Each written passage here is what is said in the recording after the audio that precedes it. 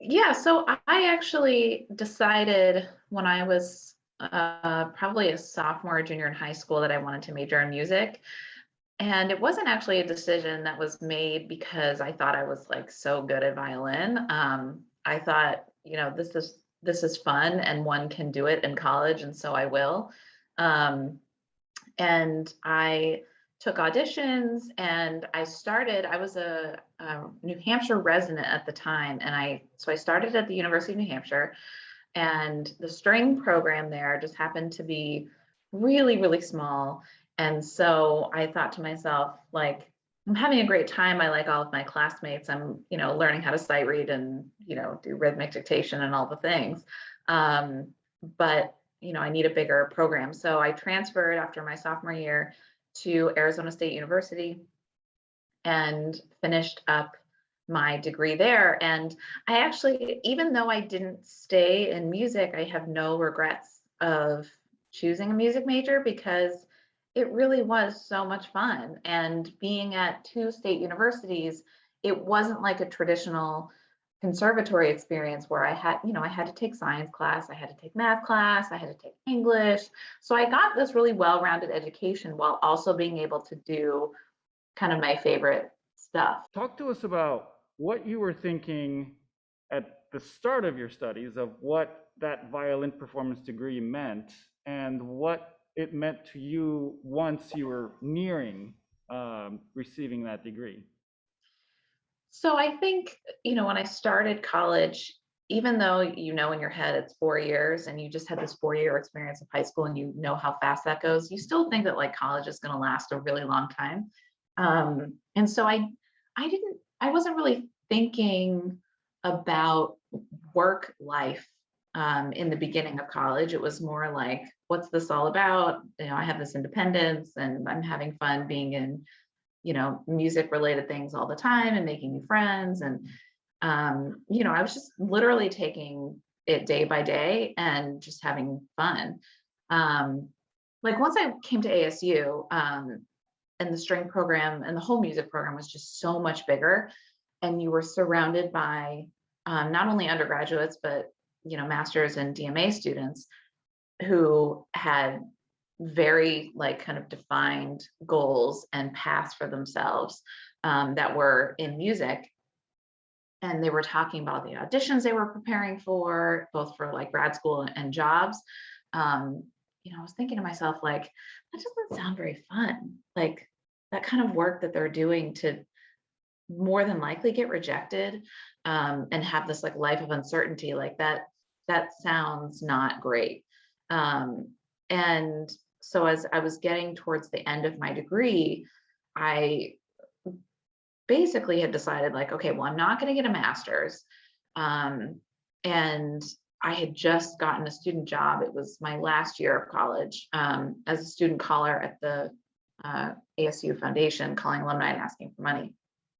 And uh, it was like right as the economy was tanking in the 2008 recession. And I had learned from one of the full-time staff people there that like development and fundraising was a thing. And I was like, okay, good. Like if everything fails with like music and the world, like I can have this to fall back on. And so it was probably within a span of really of like a year where I said, okay, I know I don't want to be a professional musician.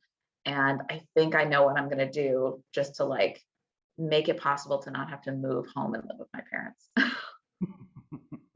What is development when it comes to an organization? Yep. So development is philanthropy. So the development office helps establish and nurture relationships between donors and an organization's mission. So I spend my time thinking about how can we bring in as much money as possible to this organization and use that money to advance the mission of the organization. Um, so that's kind of the short of it in terms of what development is. And uh, what I will say is, you've probably been asked by friends and family who are like, "Oh, I'm running a race. Like, will you give to this thing? I mean, yes, that is a form of development, but the kind of development that I have gone into is major gift fundraising. So I work with donors who are capable of making 5, 6, 7, 8-figure gifts. So it's not so much a transactional thing, but it's more relational, and you're taking this long-term view of someone who's connected to this organization and investing in this organization over a period of years and decades. You were working for the ASU Foundation as a student working, making calls, basically to make a connection with donors or potential donors. And how did you Right. stumble into that student job? Were you just placed, or did you actively seek out that particular position? Well, I was actively seeking out a student job. I needed money. And at ASU, that particular job was constantly recruiting because it's a crappy, hard job. And so people quit all the time. Like they do a week and they're like, this is not for me. So they're constantly hiring. And so I had an awareness that they existed. And my brother had done it at Penn. And so I thought to myself, well, like, okay, if my brother can do this, I can do this. So I applied, which was basically like a phone interview. They want to see how you sound on the phone because that's your job, right? So I talked to one of the student supervisors, and they asked me to talk about something. And they're like, okay, you can do this, come over. And so they did 3 days of training, which is basically like, this is why ASU raises money. This is what they need money for. And this is why we ask alumni for money. And this is kind of essentially how you do it, how you start by building rapport, and then you ask them about their experience as a student, and then you tell them about some updates that are happening on campus, and then you transition to making the case for support, saying this is why we're calling you and why we need your help today. Will you consider making a gift of X? And then, of course, 99.9% of the time they say, no, now's not a good time. And so you have to try and get them to agree to a lesser amount. So you start by asking them for 1,000. They're like, whoa, no. And then you ask them for 500 and they're like, I don't think so. And then you say, well, what about $100? You could do that over the course of the year. It's 4 payments of $25. It's really easy. It's only a couple of coffees. And they're like, okay, I can do that. I mean, there were crappy days. Because, not every list is a great list. Sometimes you'd be calling people who graduated 50 years ago. They had never made a gift. They had never been back to campus. They had essentially forgotten about their college experience. And so you would either get answering message after answering message after answering message, or people would call, or people would answer their phone and they would say never call me again, da da da da, or you would end up being on the phone with them for 15 minutes of them airing their grievances, and then be like, hell no, I'm not making a gift. So I would spend 20 hours a week doing that. And it was a great student paycheck, because not only were you making minimum wage, but anytime you closed a pledge, you got a little bonus. So if you had a really good list, if you were talking to business school donors, they give every year, they give $100 every year. So you call them and they're like, oh, it's you again. Here's my credit card number. Then you would walk away with an extra $10 or $15 in bonus. It was great. You learn all the skills of how to deal with rejection, how to be direct in your ask, how to overcome objections, how to build rapport with strangers in a really relatively short amount of time. All the things that you need in order to be a good fundraiser, kind of regardless. I got all of that in basically a year, and I use those skills every single day. I'm always trying to think okay, how can I inspire this person to take action? Either to say yes to a meeting, or to say yes to a proposal, or to, increase their gift from last year. I'm always thinking about what is going to motivate this person to move. And those early days of calling, were so helpful in kind of building those foundational skills and also helping you build resilience. Because if you have like, 3.5 hours out of those 4 hours of people either not answering or telling you no, you realize like, this is not about me. Like, they're not mad at me. They don't hate me. They just don't care about this organization. And that's fine. That's information, right? Um, every bit of information about a donor or a non-donor is very helpful.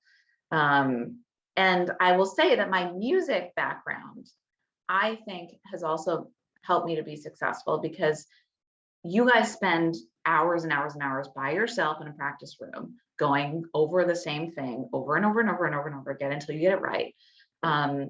That is very similar to what it's like doing this kind of work where, it's eventually you spend more time kind of collaborating with colleagues and all of these things, but a lot of it really is kind of solo work. There's the focus that is developed through a music major, is something that will help you to be successful, I think, in any job, but especially fundraising. With Phoenix Symphony, you already knew you had these skills, so that position seemed possible for you, which is the reason why you applied for Phoenix Symphony. I was their first ever development intern while I was still a student. And then they hired me on full time in an administrative capacity. So I was just supporting the people who were essentially asking for the money. And that allowed me to kind of get a nice view of really what it was all about. The people who were doing the annual fund and sending out the letters and bringing in small gifts, and then people who were building those relationships with the major gift donors. And because it was a symphony, there was also a strong corporate sponsorship program where, US Airways would sponsor the all of the airline tickets for guest artists, for example. And so you would like put on a little sponsorship event for US Air. That was my first job, and it worked because I had just the natural connection to the mission, being a musician myself. And I will say, if anyone is interested in working in nonprofits, whether you're doing fundraising or marketing or special events, it's important first to have a connection to the mission and feel like what you are doing is something that you genuinely care about as a person, or else you will not like your job very long. I had one more job before I left Arizona. I was at the Phoenix Symphony as like a full-time employee for 2 years. And then I worked at a small environmental nonprofit in Arizona called the McDowell Sonoran Conservancy. But the skills and kind of the awareness that I got in working at the Phoenix Symphony was I got to understand kind of what the annual fund was all about and how we asked donors, over the course of the year a few times to make small gifts. And for some of those people, we learned that, they start with a small gift and then they increase their giving over time. And then eventually they're the ones that make those big, big gifts. So the annual fund is kind of the bottom of the pyramid. And then some of them make their way all the way up to the top of the pyramid where they're making, $1 million gifts. So I got to learn about the annual fund. I got to learn really about donor stewardship and saying thank you for gifts, because there are many stewardship events that happen in the context of a concert. Like you'll see the intermission reception for all of the donors who give 1,000 or more. They get to schmooze with the conductor and the guest artists and have a glass of wine for free. So I learned a lot about stewardship. I learned, just about the administration of managing a calendar and filing and, mailing out acknowledgement letters and solicitation letters. And, I even wrote, I wrote talking points for the conductor to thank donors at the beginning of concerts. So there was a lot of, writing that came into play. So it was a little bit of everything. And once I had those first couple of years of experience, that's key to being able to go to your next place. And that job came to be because someone that I worked with at the Phoenix Symphony had worked with the director of development at the McDowell Sonoran Conservancy in a previous job. And she goes, "This woman is great. She's hiring a junior person. I think she would be an awesome mentor for you, and it would be a great experience. You should apply." And so I did, and that's how I ended up at the McDowell Sonoran Conservancy. And that job opened up my eyes to the world of volunteer management, because that place only has 4 full-time staff and like 500 volunteers. And so there was lots of volunteer management and, working with committees and putting on events. And I also managed their annual fund there. So I was the one writing the letters, and I was the one mailing them out and processing the gifts when they would come in, and working on thank you letters. So it was like the Phoenix Symphony was kind of that, like, get to know and get to do a little bit of everything. And then the next job was like, now you're in charge of a couple of things.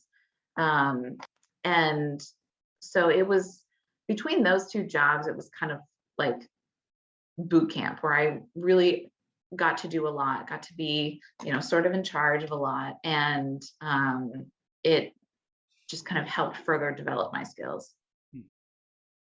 So after college, while I was working at the Phoenix Symphony and the McDowell Sonoran Conservancy, I still needed to make a little bit of money. So I played gigs almost every weekend to make some extra cash. So my relationship with my violin was just like, it was, I needed it just to make some additional money. And so I got to like play weddings with friends, and it was fun. But it was also exhausting, because like working full time, and then, you've got your weekend, right? You want to just like sit around and relax. But I had to like get my butt in concert black and like drive all over town to like different venues and play Pachelbel's Canon over and over again. Like, oh my God. I was grateful to be able to play and to be able to gig. But once I moved to California and I was finally making enough where I didn't need to do that, I was so grateful to not have to do it anymore. So now, like, my violin, it only comes out like occasionally if like a niece or a nephew is like, will you play Twinkle Twinkle? So I haven't used my violin to make money since 2012.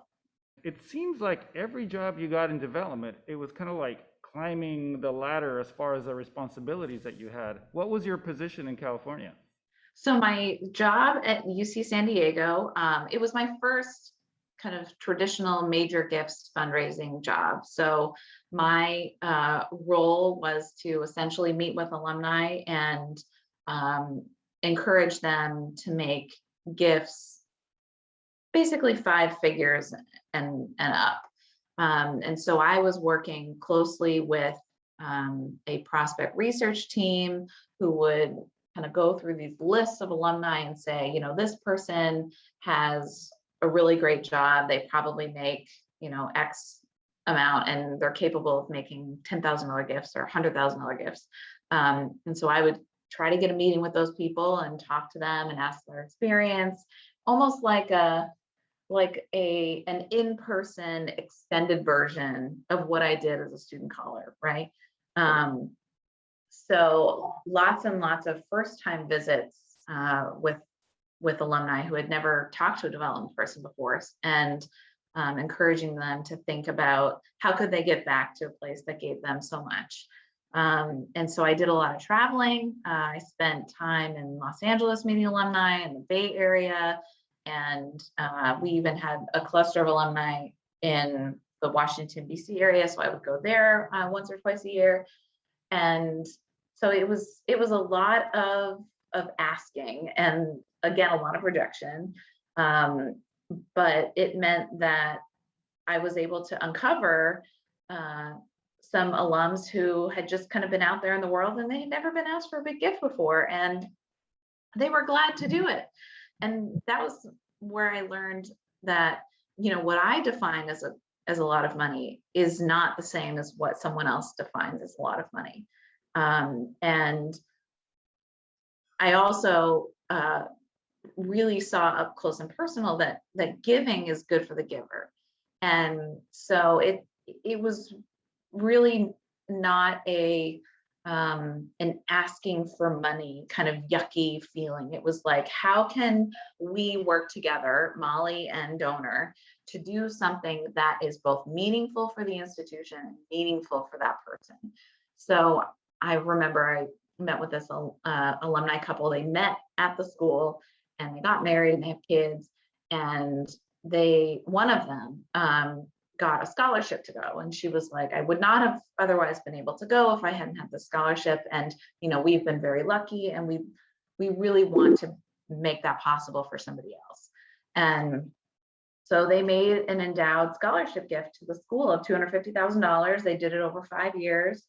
And, now they're able to meet a scholarship recipient every year. And that's something that they did. And they're so thrilled to have been able to do that.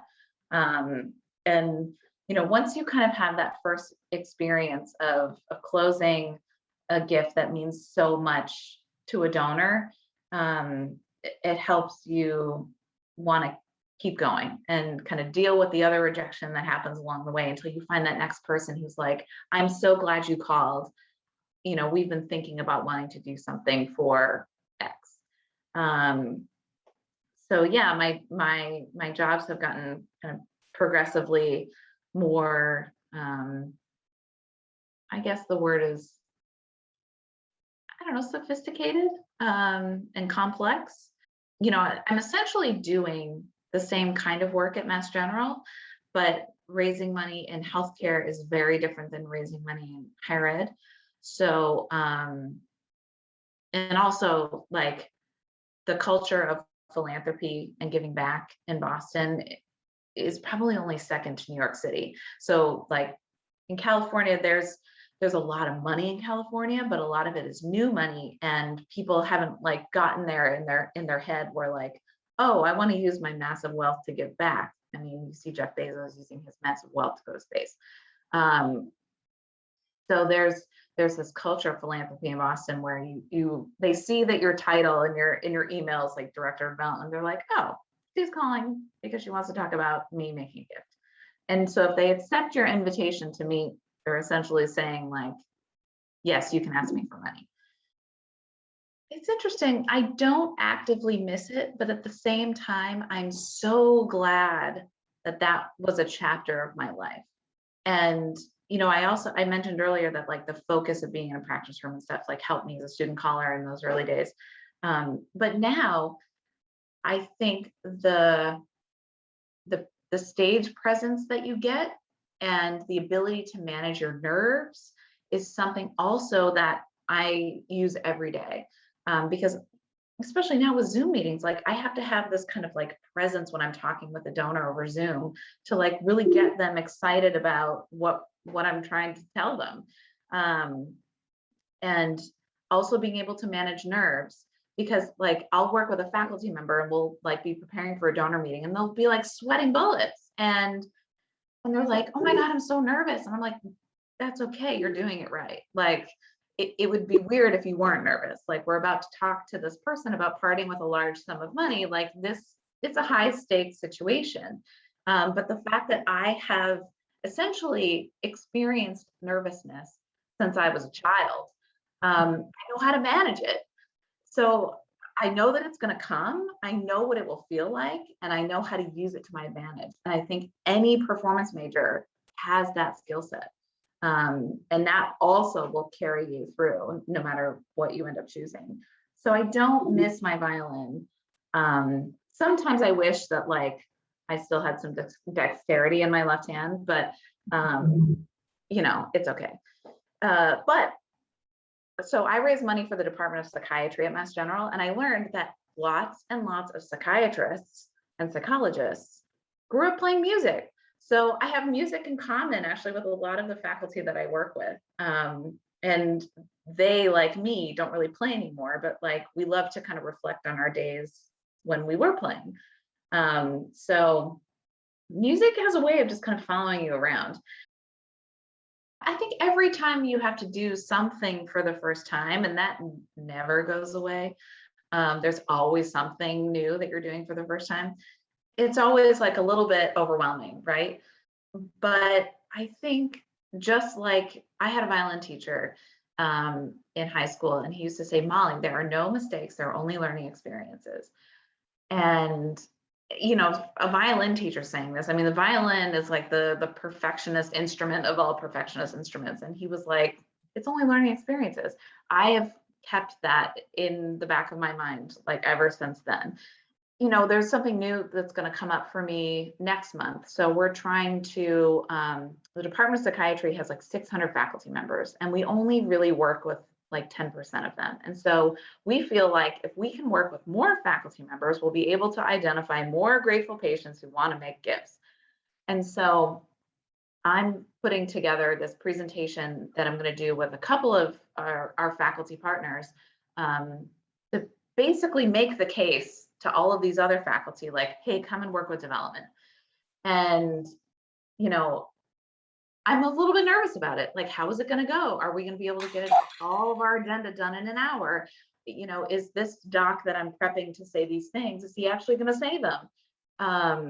And, am I going to be able to manage this? And are we going to be successful? Are we going to have new faculty partners to work with when this is over? I don't know. So there's always something new that kind of makes you feel a little bit nervous, but just like when your teacher gives you this new concerto to work on, you're like, oh my God, like, are you kidding me? I can't do this. You just take it to the practice room and you chip away at it. And then eventually you can play it. And it's the same thing with this kind of work. You have to write a proposal for the depression clinical and research program. And you're like, I don't know anything about the research that they do, but you figure it out, and you work on the draft, and you work with people who know more than you do about it. And they say, why don't you do this and this and this? And then, a couple of weeks go by and look what you have. You have a really great proposal that you can send out to a donor. There are just so many ways in which a performance degree can help you be really successful in just like a traditional work environment. During the interview process, you really do have an opportunity to draw those parallels and to really make the case for yourself and why your skill set, is going to set you up to be a value add to the organization or the company or whatever. It helps if you happen to run into someone who either is a musician or is just a fan of music. It also, in the beginning, your network is really important. So the reason I was able to get that unpaid internship at the Phoenix Symphony is because I had a friend who was working in marketing there, and he was their marketing intern before he worked there. And I was like, hey, can you introduce me to someone in the development office? And it was just a matter of like an informational interview to say, like, I know you don't have a development internship, but I was wondering maybe if you could use an intern. This is what I want to do. This is what I think I could contribute. And it worked out. And so networking, in addition to being able to kind of articulate why your skill set is valuable, I think those are kind of the two secret ingredients, especially early on. Because it's hard for anyone, regardless of what your degree is, to get that first job out of college because you have no experience. And every employer is like, we need 2 years of experience. It's so nonsense, but like a lot of people do that. So that's where your network is going to be really, really key. Also think about your resume and how you want to kind of position yourself when you go to apply for that first job, because it can be kind of like if you're the one looking at resumes and you're like, this person's a music major and they worked in the admissions office while they were a student, like, why do they want this marketing job over here? Just think about how you want to position your skills and your experiences for what you think you might be interested in doing. So yeah, I would say start to build your network and explore jobs that seem interesting to you, and think about your resume. I just want to thank you so much for taking the time to talk to us today. Thank you. Oh, you're welcome. Thank you. This was fun.